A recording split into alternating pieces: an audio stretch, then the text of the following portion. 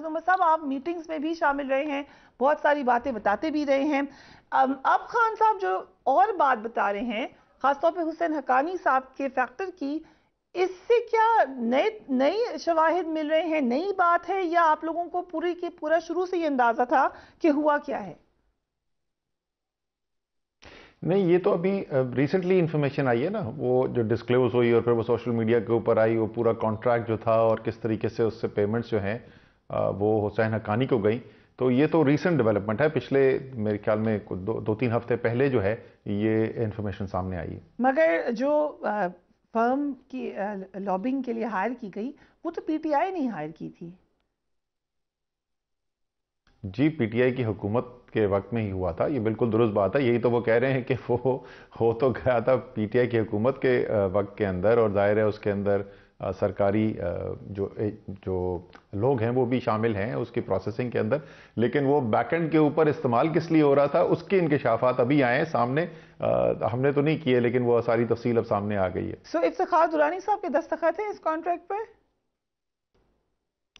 जी, इफ्तिखार दुरानी साहब के So, दस्तखत थे। हम ये नहीं उम्मीद करेंगे कि इफ्तिखार दुरानी साहब रिस्पॉन्सिबल होंगे इस कॉन्ट्रैक्ट के, जिससे भी बातचीत हुई, जहां भी पैसे गए, जब वो साइन करे हैं तो वो रिस्पॉन्सिबल नहीं है? नहीं, वो आप इफ्तिखार दुरानी को किसी दिन बुला लें अपने प्रोग्राम पे, तो वो आई एम श्योर आपको बड़ी तफसील से सारी बात बता सकते हैं। बिल्कुल सिग्नेटरी है, लेकिन वो कॉन्ट्रैक्ट की इनेबलिंग के लिए जो दस्तखत किए गए वो एक अलग चीज़ है, और उसके बाद उस कॉन्ट्रैक्ट को इस्तेमाल किस चीज़ के लिए गया उसकी तफसीलात जो है वो अब सामने आ रही हैं। और किस तरीके से आई हैं ये जो पेपर्स सामने आए हैं, या इंटरनेट जी थ्रेड से, कहाँ जी से? जी जी जी ये पेपर्स अभी आपके सामने, आपके पास भी वही जरा है जो हमारे पास इतनी आप मासूमियत से सवाल पूछ रहे हैं। आपको पता है कि ये जो है ये सोशल मीडिया के ऊपर आए, वो पेपर्स आए, उनकी कोई कॉन्ट्रडिक्शन नहीं आई, वो तमाम बातें जो है वो वेरीफाई हुई हैं, और उसी के अंदर ये तफसीलात आई हैं। मुझे तो कम से कम पहले नहीं पता था। आपको पता था पहले से कि ये हुसैन हक्कानी को उससे पेमेंट्स हो रही थी? मेरे इल्म में तो नहीं था, और ये इमरान खान साहब के भी इल्म में नहीं था। तो जाहिर है कुछ छुपा के काम किया गया, और लेकिन अब वो इन्फॉर्मेशन आ गई है, वो डॉक्यूमेंट्स हैं, पूरी मौजूद हैं, पूरी ट्रेल मौजूद है, और कोई उसकी कॉन्ट्रडिक्शन नहीं है। सो ये तो, क्योंकि यहाँ तक तो अगर उन पेपर्स को रेफर करें, अगरचे वो सोशल मीडिया पर हैं, लेकिन अगर उनको रेफर करें, उनसे ये नजर आता है कि फर्म को हायर किया गया या पैसे कहीं गए गए। लेकिन ये तो नहीं साबित होता कि ये खान साहब के खिलाफ काम हुआ। नहीं, वो तो आप देखें ना, उसके अंदर ये तो कंफर्म होता है कि पेमेंट किसको हुई, और उस पीरियड के अंदर जिस दौरानिए के अंदर वो पेमेंट्स हो रही हैं, जो हुसैन हक्कानी की सोशल मीडिया फीड है वो आप देखें, वो ट्विटर पे क्या कह रहे हैं, वो जो मज़ामीन लिख रहे हैं उसके अंदर क्या कह रहे हैं, वो तो तमाम बातें जो है वो इमरान खान के खिलाफ हो रही हैं। और उसके अंदर कुछ के अंदर जो है वो जनरल बाजवा की तारीफ हो रही है, और इमरान खान के खिलाफ बात हो रही है। ये तो फैक्ट का हिस्सा है। पर असल इसमें तो मतलब कोई हुसैन दो राय हक्कानी नहीं है साहब कि तो उस पीरियड के अंदर। बचपन से खान साहब के खिलाफ बात करें, मतलब हमेशा से, वो कोई नई बात तो नहीं है कि हम ये कहें कि पैसे लेकर उन्होंने खिलाफ बात करना शुरू किया है। अच्छा, ये तो पहली बात तो ये दुरुस्त नहीं है कि वो बचपन से कोई भी चलिए बात ठीक कर है, रहे हैं। ठीक आपको है। याद है हुसैन हक्कानी जो है, हुसैन हक्कानी एक ज़माने में बहुत प्रो आर्मी हुआ करते थे, क्लोज भी थे, फिर वो आर्मी के सख्त खिलाफ हो गए, वो जब बेनज़ीर के साथ चले गए, फिर उसके बाद ये अब तो उनके स्टैंड के अंदर तब्दीली आई है।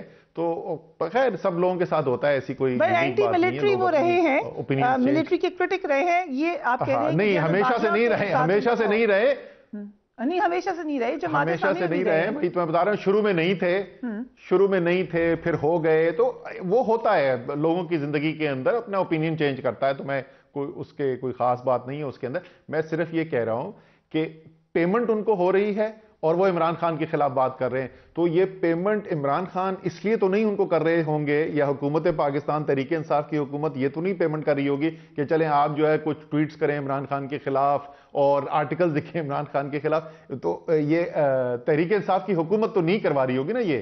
सो कौन करवा रहा था? कौन करवा रहा था?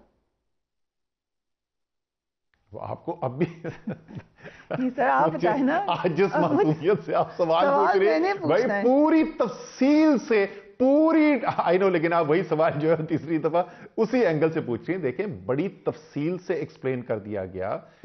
इमरान खान साहब ने इसके ऊपर बात की, पेमेंट्स हुई, पेमेंट्स के वक्त प्रो जनरल बाजवा उनका स्टैंड शिफ्ट हुआ। जो आर्मी के इतना सख्त खिलाफ लिखते थे उन्होंने तारीफ करनी शुरू की। उन्होंने इमरान खान के खिलाफ जो तनकीद पहले भी, बिल्कुल आप दुरुस्त कह रही हैं, पहले भी करते थे, वो पूरी शिद्दत से तनकीद जारी रही।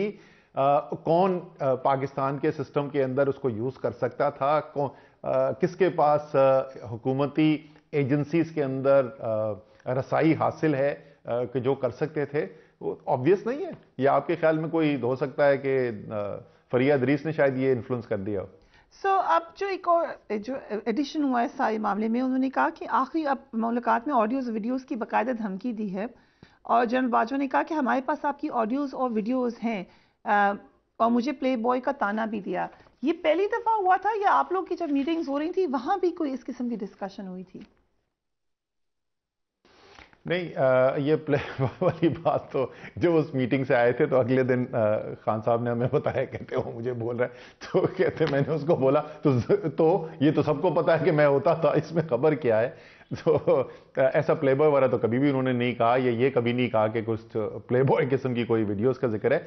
लेकिन ये अक्सर जिक्र जरूर होता था, हमारे पास लोगों की ऑडियोज हैं, हमारे पास लोगों की वीडियोज हैं। और एक दिन मुझे याद है उन्होंने कहा कि जी हमें सुनना पड़ता है, ये हमारी जो जॉब है उसकी रिक्वायरमेंट है, हमें सुनना पड़ता है। तो ये तो वो बार बार कहते थे कि वो रिकॉर्ड करते हैं, ऑडियोज करते हैं, वीडियोज करते हैं। किस कानून के तहत करते हैं वो मुझे नहीं पता। मुझे तो नहीं कोई कानून पता कि जिसके तहत ये काम किया जाता है, लेकिन ये बिल्कुल वो अक्सर जिक्र क्या करते थे। हमारे से मुलाकातों के अंदर भी जिक्र किया उन्होंने, और सदर पाकिस्तान के साथ मुलाकातों में भी तकरीबन सदर साहब से अगर आप पूछेंगे तो अक्सर मुलाकातों में वीडियोस और ऑडियोस की बात की जाती थी। अब हम ये कह सकते हैं कि जो आखिरी मीटिंग हुई जनरल बाजवा के साथ वो नाकाम मीटिंग थी, उसमें भी धमकियां ही मिली, हम ये कह सकते हैं?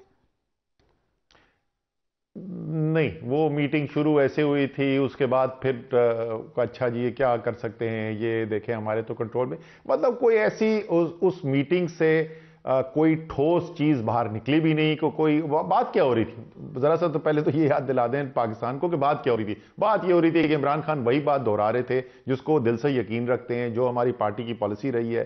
पाकिस्तान शदीद तरीन बहरान का शिकार है, इस बहरान से निकलने के लिए सिवाय एक नए इलेक्शन के और कोई तरीकेकार नहीं है, उसी के ऊपर बात हो रही थी। वजह क्या हुई असद उमर साहब? क्योंकि बहुत सारी बातें को आपको पता होगा जो इनका हमें नहीं पता। हम लोग तो मीटिंग्स अटेंड करते रहे, जनरल बाजवा भी बड़ी लंबी लंबी मीटिंग्स करते रहे हम जर्नलिस्ट से, जिसमें वो बड़ी खान साहब की तारीफें करते रहे, 1 पेज का जिक्र होता रहा। फिर खान साहब के साथ भी मीटिंग्स होती रही, वो भी यही कहते रहे। हुआ क्या आज ये हुआ है, हम जिस नहज पे पहुंचे हैं कि जनरल बाजवा रिटायर होने के बावजूद मे बी वो मजबूर अपने आप को समझते हैं कि उनका point of view certain journalist दे रहे हैं, और खान साहब भी मीटिंग्स में या इंटरव्यूज में उन्हीं को याद करे हैं जबकि नए चीफ आ चुके हैं। तो हुआ क्या है? देखिए, इसके ऊपर भी बहुत बात हो चुकी है। बुनियादी तौर पे जो आपने कहा वो दुरुस्त कहा कि एक काफ़ी अरसे तक बहुत अच्छी वर्किंग रिलेशनशिप थी। मुल्क को जो चैलेंजेस दरपेश थे, उन चैलेंजेस को डील करने के लिए वज़ीर आज़म जो इक़दाम कर रहे थे उसमें फ़ौज की सपोर्ट हासिल थी, जनरल बाजवा की सपोर्ट हासिल थी। और ज़्यादातर जो नेशनल इश्यूज़ जो हैं, सिर्फ एक इशू था अकाउंटेबिलिटी वाला, जिस पे शुरू से एक मुख्तलिफ राय होती थी उनकी। अदरवाइज जो है नेशनल पॉलिसीज़ के ऊपर भी इत्तफाक राय था। मुझे अभी तक याद है मसलन कोविड को जो हैंडल करना था, बड़ा फैसला था, बंद कर दें या ना कर दें। जून के महीने में बहुत मुझे याद है कि एक ऐसी सूरत हाल थी जहां बड़ी तनकीद हो रही थी हमारे ऊपर, केसेस बढ़ रहे थे, हमने वो स्मार्ट लॉकडाउन का फैसला किया हुआ था, और बहुत तनकीद हो रही थी कि नहीं ये तो मरवा देंगे। तो मुझे याद है जनरल हमूद जो है वो ब्रीफिंग के लिए जाते थे आर्मी चीफ को, जो मेरे नेशनल कोऑर्डिनेटर थे एनसीओसी के। तो जनरल हमूद गए, उन्होंने ब्रीफिंग की, और उन्होंने अगले दिन आके मुझे कहा कि जो चीफ्स को ब्रीफ किया, और उन्होंने कहा कि नहीं ठीक कर रही है हुकूमत, जो है उसकी अप्रोच बिल्कुल ठीक है। तो कोविड से लेकर फॉरेन पॉलिसी के ज़्यादातर डिसीजंस तक जिस तरीके से आगे चलना है, उसके ऊपर वाकई में हम आहंगी भी थी, बड़ी कंस्ट्रक्टिव रिलेशनशिप थी। और पाकिस्तान का सबसे ताकतवर इदारा है, सबसे ज़्यादा रिसोर्सफुल इदारा है, उसकी तमाम सलाहियतों को बरूए कार लाकर पाकिस्तान के चैलेंजेस को फेस करना, मेरे ख्याल में इमरान खान की ये कामयाबी थी। वो चेंज होना शुरू हुआ, वो जी और वो जो चेंज हुआ उसकी बहुत सारी कयासराई की जा सकती है। हमें तो नहीं पता, ये तो बंद कमरे की बातें हैं कि वहां पे क्यों एग्जैक्टली हुआ। कयासराई है और बहुत सारी कयासराई है, उसके मुख्तलिफ राय मौजूद हैं उसके लिए। आज काफ लीग और पीटीआई की पार्लिमानी पार्टी का मुश्तरका इजलास बुलाया गया था, जो कि मुलतवी कर दिया गया। उसकी वजह क्या थी? क्या अरकान की तादाद कम होने का खदशा है? नहीं नहीं, ये तो पिछले हफ्ते में पता था कि 2 तारीख को नहीं करेंगे। वो ऐलान कर दिया गया था। जिन लोगों को उस फैसले के अंदर शामिल होना चाहिए था, शायद वो उस फैसले के अंदर उस वक्त मुकम्मल तौर पर शामिल नहीं थे। तो ये पिछले हफ्ते ही डिसाइड कर दिया गया था कि 2 तारीख को नहीं करेंगे। उसका नंबर से कोई ताल्लुक नहीं है और इसको जो है ज़रा सा आगे जाके किया जाएगा।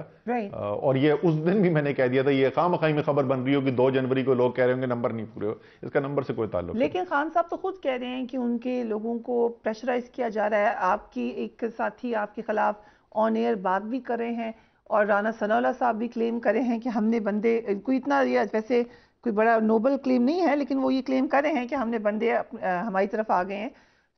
ये तो हो रहा है। नहीं, कोशिश तो बिल्कुल हो रही है, उसमें तो कोई शक की बात ही नहीं है। इसमें तो कोई शक नहीं है कि भरपूर कोशिश की जा रही है। सिंध हाउस 2 ड्रामा जो है वो भी कोशिश की जा रही है। यहाँ से सिंध से वज़रा वहाँ पर पहुँच रहे हैं आराम के पैसे की ऑफर्स लेके। वो तो सब कुछ हो रहा है, लेकिन क्या उसमें वो कामयाब हो गए वो एक अलग चीज़ है ना। कोशिश तो बिल्कुल जारी है। पर सुना है कि काफ लीग ने 40 सीटें मांगी हैं आपसे सीट एडजस्टमेंट में। ये सब कयासराई, ये सब कयासराई है। तो वही बता दें कितनी मांगी 10-12 है? दिन से वही चल रही है। मैं हूं नहीं जी उस मुज़ाकरात, मतलब ये इतनी पुरानी खबर है कि ये कोई 8वें दिन में इसका जवाब दे रहा हूं। हर प्रोग्राम में मुझसे यही पूछा जाता है। मैं उस मुज़ाकराती टीम का हिस्सा नहीं हूं। उनकी 2 या 3 मीटिंग्स हुई हैं। जब वो मीटिंग्स कहीं ऐसे लेवल पे पहुंच जाएंगी कि एक ठोस प्रपोजल होगा लीडरशिप के फैसले के लिए, तो इमरान खान साहब के सामने उसको रखा जाएगा और फिर फैसला कर लिया जाएगा। मुझे एक्चुअली सच्ची में मुझे नहीं पता कि कितनी सीट्स मांगी हैं।